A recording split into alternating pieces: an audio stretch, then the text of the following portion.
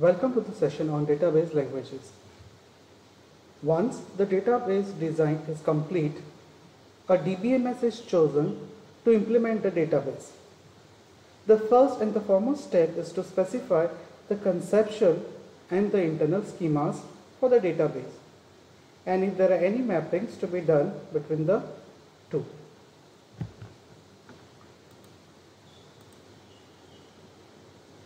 There are different types of DBMS languages you require to know.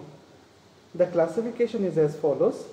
We have the data definition language, which is also called as DDL. The next classification is DML, that is data manipulation language, followed by DCL, that is data control language, and TCL, that is transaction control language. To speak about data definition language. Now DDL is used for defining the structure or schema of the database. So basically it is used for creating tables, indexes, applying constraints on the table, etc. in the database. The main purpose of DDL is to store the information of metadata like the number of schemas and tables, their names, the indexes, the constraints, the number of columns in each table, and so on. The result of data definition language statement will be a set of tables which are stored in a special file called as data dictionary or data directory. This language is used by the conceptual schema to access and retrieve the records from or to the database respectively, where these records describe entities, relationships, and the attributes.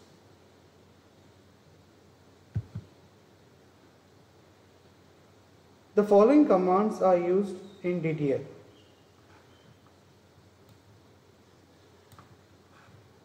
Create, drop, truncate, and rename. The create command is used to create a new table or a relation in a database. The drop command is used to delete a table, delete an index, or delete a view from the database. The truncate command is used to delete the records or data from the table, but the structure still remains as it is. The rename command.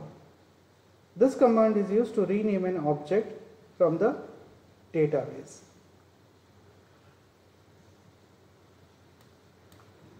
We move to the next type of language, that is DML, data manipulation language. DML is a language used to access or manipulate the data in the database.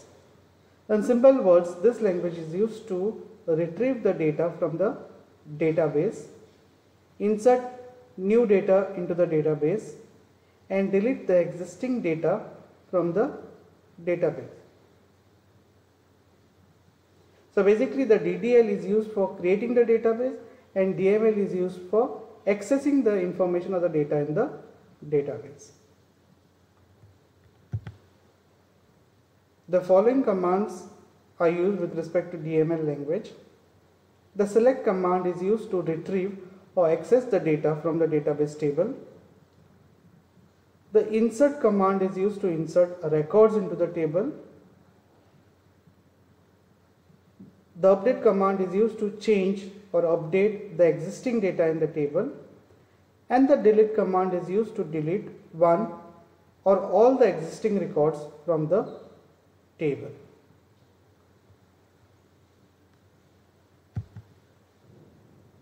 Now data manipulation language or DML is mainly of two types.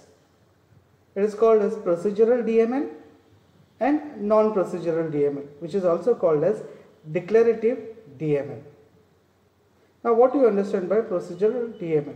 Simple definition, Now this type of DML describes what data is to be accessed and how to get the data.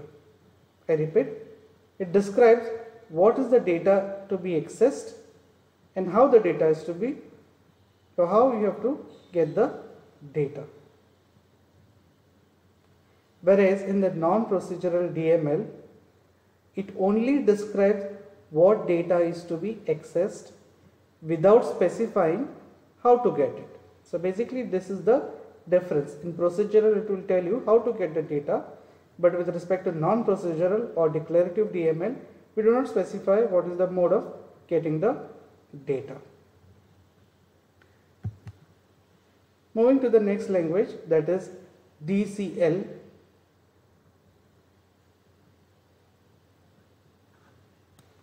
DCL is used to access the stored or saved data. It is mainly used for revoking and granting user access on a database. The commands used in DCL are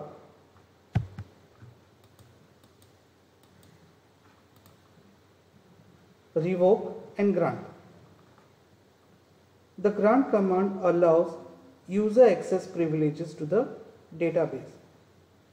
So basically over here what happens is there is an admin which will grant access to certain users to access certain portion of the databases, and it can also revoke those permissions. So basically a revoke is a command that removes the accessibility of user from the database object. Moving to the final language, that is TCL or transaction control language. It is a language which is used to manage transactions within the database. It is used to execute the changes made by the data manipulation language statements. The commands that are used over here are rollback and commit.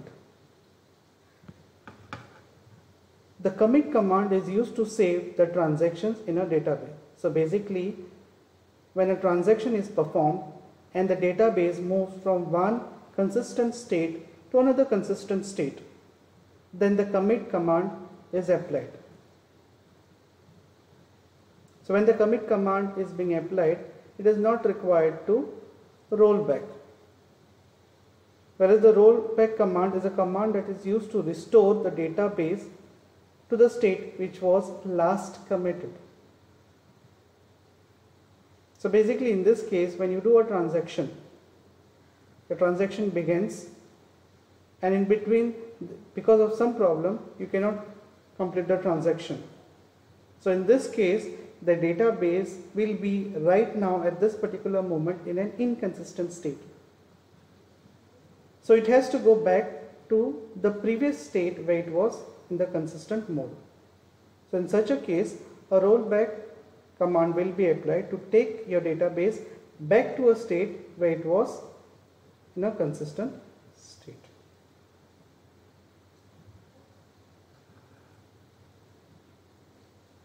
So basically, we have seen different types of DBMS languages, the DDL, DML, DCL and TCL.